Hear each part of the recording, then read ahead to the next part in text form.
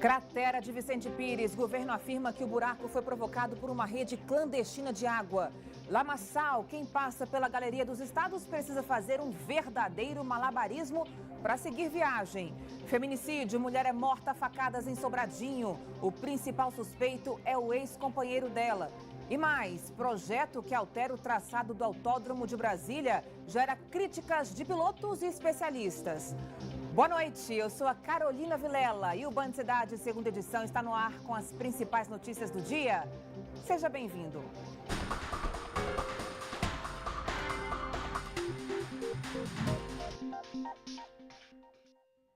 De quem é a responsabilidade pela cratera que engoliu uma caminhonete em Vicente Pires durante um temporal? O governo afirma que o buraco foi provocado por uma rede clandestina de água. Alguns moradores contestaram essa versão. O incidente vai ser investigado pela Polícia Civil e a área continua interditada.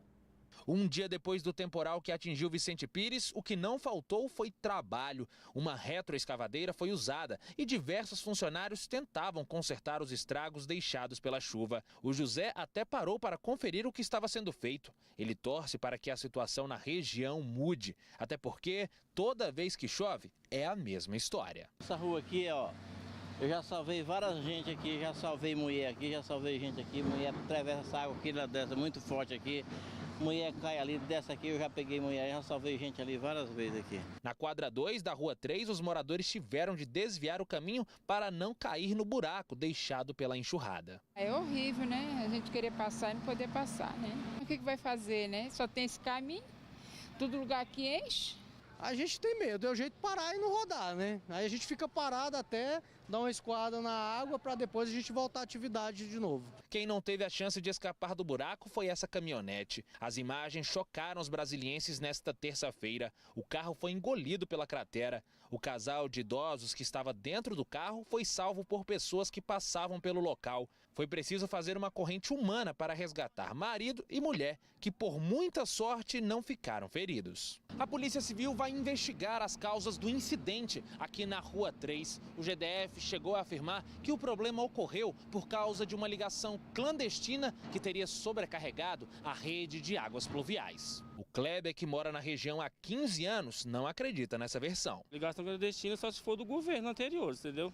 Porque a gente mesmo daqui, ninguém fez ligação clandestina. Diante de mais um recomeço no Vicente Pires, fica a esperança de que um dia essa realidade vai ser diferente. Quem sabe, né? Daqui pro ano que vem não acaba essa situação. Meu Deus, até o ano que vem aguentar tudo isso, hein? O governo reafirmou que o problema foi causado por conta de uma ligação clandestina. O GDF finalizou dizendo que as obras em Vicente Pires vão levar infraestrutura para a cidade e evitar essa situação. Veja o que disse o secretário de Infraestrutura.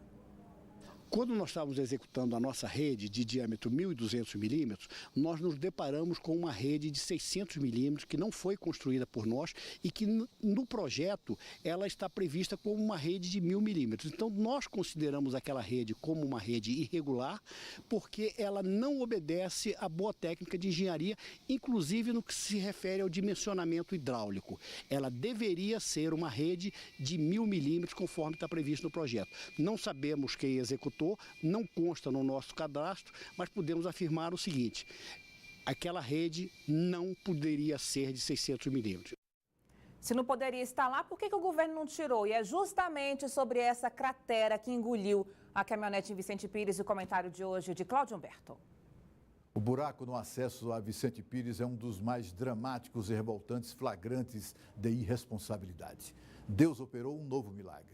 Assim como no desabamento do viaduto da Galeria dos Estados, também não houve vítimas fatais nessa quase tragédia, quando uma cratera praticamente engoliu toda uma caminhonete cabine dupla enorme. O GDF, através da CAESB, preferiu culpar a população, dizendo que o acidente foi provocado por ligações clandestinas. Se isso for mesmo verdade, o que muita gente duvida, eles mentem muito, a culpa final é do próprio governo, é da CAESB, por negligência, por obrigar as pessoas a fazerem com as próprias mãos, o que aliás é frequente em Vicente Pires, os serviços públicos que eles deveriam realizar. Espera-se dignidade até mesmo quando as pessoas são flagradas casos de incompetência como esse.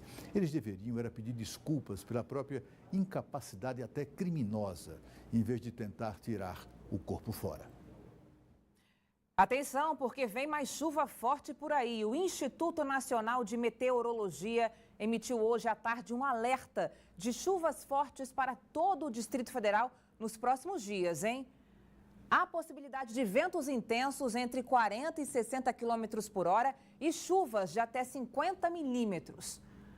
Com tanta água, a população sofre com a lama que se acumula em alguns lugares. Na Galeria dos Estados, por exemplo, os passageiros que saem da estação do metrô precisam fazer um verdadeiro malabarismo para seguir viagem. Quando chove, essa parte da Galeria dos Estados fica assim: lama para lá, lama para cá. Até teve gente que tentou amenizar o problema colocando tábuas e pedaços de madeiras para chegar ao destino final sem tantos transtornos. Sapato enche d'água, não tem jeito. Não tem como pular, é pular, né? Olha mesmo, tem outro lugar de passar. A lama pode ser resultado das obras de recuperação do viaduto que desabou em fevereiro deste ano. Tapumes separam os pedestres do canteiro de obras, reduzindo ainda mais a passagem. Quem passa pela região diariamente destaca outros riscos. Com lama, a pessoa vem às vezes com pressa, passa muita gente por aqui, pode escorregar, Deus livre guarde, acontecer qualquer assalto ou situação de emergência, aqui você vai precisar passar, né? Você vai correr riscos. O GDF prevê a conclusão da obra para dezembro deste ano.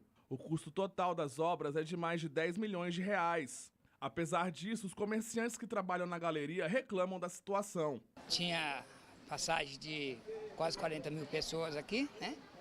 Mudou os bancos, caiu. Aí veio esse viaduto que desabou e diminuiu mais ainda, né?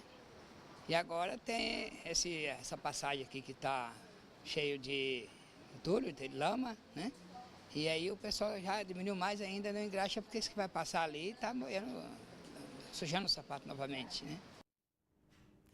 Em nota, a Novacap acredita que depois dessa intervenção com vários serviços de infraestrutura e revitalização do espaço, os problemas na região serão resolvidos. O DER informou que a previsão de entrega do viaduto da Galeria dos Estados continua sendo para dezembro e a obra vai custar quase 11 milhões de reais. Um projeto do governo do Distrito Federal altera o traçado do Autódromo de Brasília e gera críticas de pilotos e especialistas. A mudança atende a interesses comerciais em prejuízo da atividade principal, que é o automobilismo. Veja na reportagem de Valteno de Oliveira. Um circuito fantasma. Pista danificada, arquibancadas quebradas, boxes abandonados. É assim que está hoje o Autódromo de Brasília. Para este piloto vitorioso em várias categorias, esta pista foi uma grande escola. Aqui foi já estoque, no Brasileiro de Marcas, Fórmula 3, Fórmula Ford, Endurance, muita coisa, muita lembrança boa aqui. Depois de deixar o espaço esquecido nos últimos 4 anos, agora, no fim do mandato, o governador Rodrigo Hollenberg, do Distrito Federal, resolveu apresentar um projeto que muda completamente o traçado original do autódromo. A ideia é fazer uma parceria público-privada com um investimento de 11 milhões de reais do governo local. Mas o projeto prevê a redução da pista dos atuais 5.500 metros para pouco mais de 4.000 e muda o traçado, tirando o que há de melhor. Para o público, eu acho que principalmente a corrida vai ficar com menos emoção, porque tem menos lugares para ultrapassar. Para o piloto, certamente, a gente, eu acho, perde tecnicamente, porque são curvas e partes do autódromo muito desafiadoras. Isso vai tirar tecnicamente do autódromo. Esse empresário do setor está indignado com a ideia de privilegiar áreas comerciais em prejuízo do circuito. Ele está tratando isso aqui como se fosse mais uma especulação imobiliária. Vamos criar mais uma área para especular. Não, o autódromo nós só temos um. E ele faz falta, ele é muito útil para a comunidade de Brasília. Nelson Piquet, Alexis Ribeiro, Roberto Pupo Moreno, Vitor Meira, Felipe Nasser, nenhum deles sequer foi consultado. O Autódromo Nelson Piquet foi inaugurado em 1974 com um grande prêmio de Fórmula 1. Aqui correram Nelson Piquet e Emerson Fittipaldi e outras feras de várias categorias. O sonho agora é que o espaço volte a dar alegria para quem ama a velocidade. Em meio à galeria de troféus conquistados no mundo inteiro, o pai de Felipe Nasser critica o projeto do governo do Distrito Federal para o Autódromo de Brasília. Dos Estados Unidos, o filho dele, campeão norte-americano de protótipos e que já correu na Fórmula 1, lamenta a tentativa de mudar o traçado do autódromo onde começou a carreira. Estou aqui para defender a minha posição não só como piloto, mas de todos aqueles que dependem do Autódromo de Brasília, que fizeram disso como uma profissão e aqueles que se tornaram vitoriosos pelo meio do esporte. Espero que isso não aconteça. Eu tenho muito carinho pelo autódromo, pela cidade. Em nota, a Terracap explicou que o projeto vem sendo discutido há mais de um ano e que exigirá que o traçado a ser proposto permita elevado nível de competitividade, segurança, acessibilidade e versatilidade a fim de atender a demanda reprimida de eventos no circuito nacional. Ficará a critério dos licitantes a manutenção ou a apresentação de novo traçado, desde que sejam atendidas as exigências mínimas das federações internacionais do esporte a motor. A Terracap ressalta que foram dadas oportunidades para a apresentação das demandas nas diversas apresentações, consultas e audiências públicas. O projeto seguirá para licitação com a garantia de ampla participação dos interessados, que poderão apresentar projetos de traçado e negócio mais adequados. Eleições 2018. Confira a agenda dos candidatos ao Palácio do Buriti desta quarta-feira. O candidato à reeleição pelo PSB, Rodrigo Hollenberg, pela manhã teve gravação de programa eleitoral. Depois fez uma caminhada na Asa Sul. À tarde, Hollenberg participou de um debate em um jornal da capital e encerrou a agenda em encontros com esportistas e apoiadores. Já o candidato Ibanez Rocha, do MDB, não teve agenda nesta quarta-feira. E como será que está o trânsito neste momento? Vamos ver aqui nas câmeras do DR. Aqui, vamos primeiro lá para a IPTG, a altura do viaduto Israel Pinheiro. Trânsito um pouco lento, mas está fluindo ali, especialmente nessa parte aqui da pista. Para quem vem ali, está um pouquinho carregado. Agora a gente vai para Épia Norte. Como é que está a Épia Norte? Trânsito tranquilo, hein, gente? Dá para passar por ali bem tranquilamente. Vamos então para EPNB, Estrada Parque Núcleo Bandeirante. Do lado de cá tá tranquilo, para quem tá indo pro lado de lá ali, ó, bem carregado, trânsito bem puxado, volta para casa complicada pela Estrada Parque Núcleo Bandeirante. Por fim, como é que tá a BR-040? O BR-040 também tá um pouquinho carregado ali, olha. Trânsito para naquele ponto ali, mas está fluindo. Hora de falar de agricultura. A vida de produtor rural não é fácil, minha gente, ainda mais quando todos partem para a oferta do mesmo alimento. Tem sido assim com as hortaliças. O preço pago pelo pimentão, por exemplo, não cobre nem os custos do plantio e já são 6 meses nessa mesma situação. Seu João é um exemplo de empreendedor rural. Começou como trabalhador no campo, mas aos poucos foi crescendo. E há 5 anos, o agricultor familiar toca a própria produção de 5 hectares. Aberto ao uso de tecnologia, ele investiu em 22 estufas e na irrigação por gotejamento. Mas o problema está sendo os baixos preços pagos pelas hortaliças. No pimentão, a situação está mais crítica. São 6 meses de venda abaixo do custo de plantio. O quilo pago ao produtor está saindo a R$1, mas o custo de produção é de R$1,30. O pimentão também já tem tempo, já que vem um preço bem baixo também. A gente está fazendo praticamente para empatar mesmo. O Núcleo Rural Taquara, em Planaltina, Distrito Federal, já foi responsável por 15% da produção de pimentão em estufa no país. Mas nos últimos anos está acontecendo um desestímulo por causa dos baixos preços pagos aos produtores rurais. O pimentão também foi vítima desse contexto muito grande de aumento no custo de produção e preços baixos, A cadeia também está muito desregulada, muito desfavorável ao agricultor e ao consumidor que está pagando caro. O agricultor está recebendo pouco barato aqui pelo produto. E, de fato, não está remunerando. O agricultor também produz tomate, que depois de 6 meses apresentou uma recuperação nos preços. O quilo está sendo vendido a R$ 3,00, mas chegou a custar 70 centavos para o custo de produção de R$ 1,00. Ficou muito tempo baixo os preços. Isso desestimulou muitos agricultores a não plantar tomate. Por essa razão, é esperado que, nesse momento, o preço do tomate se eleve pela diminuição na oferta, mesmo na crise. Tem que guardar, tem que economizar, tem que fazer das tripas o coração para poder dar certo, senão, né? Porque é um negócio que a gente não sabe se vem e nem quando vem, né? Então, assim, na hora que vem uma coisinha, a gente tem que fazer uma gordurazinha para queimar na frente. A alternativa é buscar aumento de produtividade e economizar o máximo possível com os custos. Para evitar que a cobertura das estufas rasgasse por causa das rajadas de vento que chegam com as primeiras chuvas, seu João até recolheu o produto. É que cada plástico custa R$ 1.500. Agora ele vai voltar a cobrir as estufas para evitar a incidência de pragas. A traça do tomateiro já passou por aqui.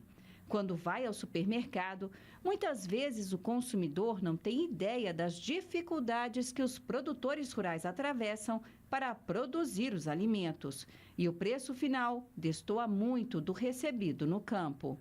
Não se tem organização dos agricultores para ter força perante os compradores, e os supermercados, sobretudo as grandes redes de supermercado, estão, desculpe falar, abusando um pouco do coitado do fornecedor, que é o agricultor. Em última análise é o do agricultor, os intermediários, e a dona de casa está pagando caro. E por ela pagar caro, ela compra pouco. Então isso tudo está comprometendo muitas cadeias de produção.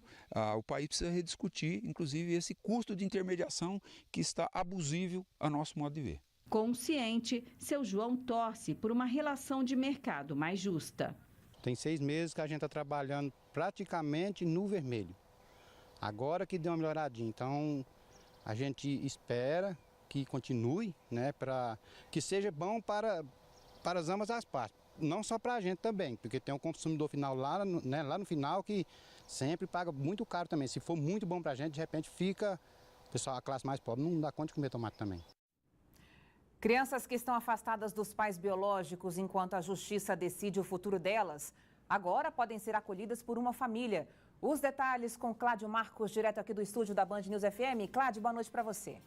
Oi, Carol, boa noite para você. Esse é o programa Família Acolhedora, um programa que está previsto no Estatuto da Criança e do Adolescente. Inicialmente, 20 crianças de até 6 anos fazem parte aí desse projeto. As famílias, elas vão passar por uma capacitação e também um estudo psicossocial. Serão 60 vagas e a seleção final vai contar aí com 30 famílias.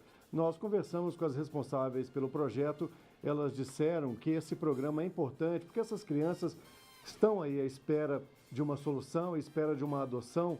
Esse contato com as famílias, esse contato com o lar vai ser fundamental para elas, vai ser aí um divisor de águas para essas crianças, né? Meninos e meninas que estão à espera de uma adoção, viu, Carol? Com certeza uma boa notícia, né, Cláudio? Porque já ficar longe da família já é complicado, e aí poder ficar com outras pessoas ali nesse momento, enquanto a decisão sai, é importante. Obrigada, boa noite para você. A seguir, mulher é morta a facadas em Sobradinho. O principal suspeito é o ex-companheiro dela, que fugiu logo depois do crime. Veja o trânsito agora na BR-040. Continua um pouco carregado, hein? A gente volta já já.